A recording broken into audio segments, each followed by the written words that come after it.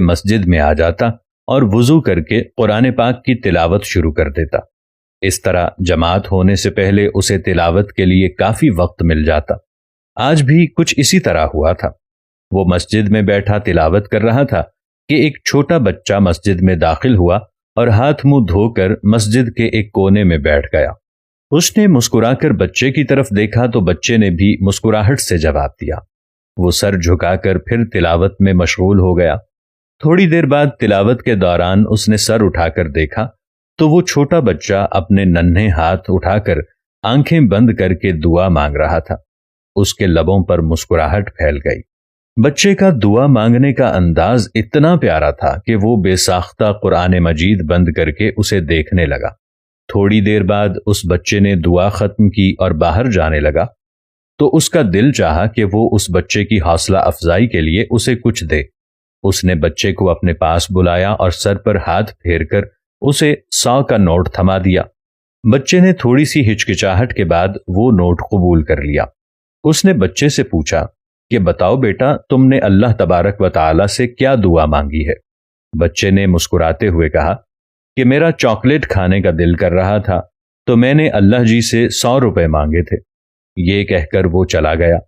بچے کے جانے کے بعد بھی وہ اسی سمت دیکھتا رہا جس طرف وہ بچہ گیا تھا، جو اسے یقین اور اخلاص سے دعا مانگنے کا ایک ایسا طریقہ سکھا گیا تھا۔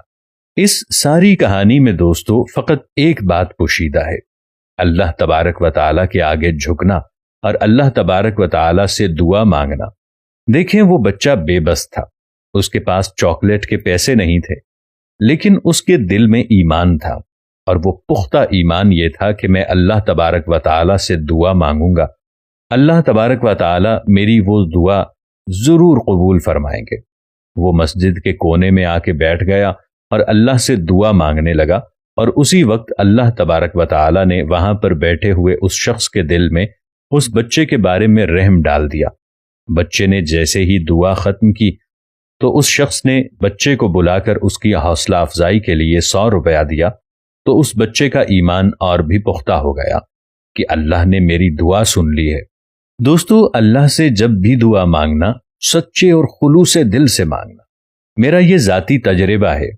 میں نے زندگی میں جب بھی بڑی سے بڑی مشکلات کو فیس کیا ہے تو ساری دنیا کے کام چھوڑ کر اپنے آپ کو اللہ کے سپرد کر کے، اپنے آپ کو اللہ کے آگے سجدہ ریز کر کے، خود کو اللہ کے آگے عاجز بنا کر اس ذات باری تعالیٰ سے جو کچھ بھی مانگا ہے، ایک مرتبہ پھر کہہ رہا ہوں کہ میں نے اللہ تبارک و تعالیٰ سے جو کچھ بھی مانگا ہے وہ مجھے مل گیا، اور اللہ تبارک و تعالیٰ کا جتنا بھی شکر ادا کروں اتنا کم ہوگا۔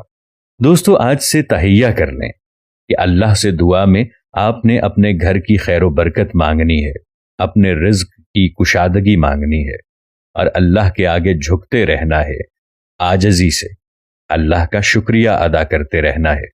آپ اس دنیا میں بھی کامیاب ہوں گے، اور اللہ تبارک و تعالیٰ کی بدولت آخرت بھی ہماری بہترین ہوگی۔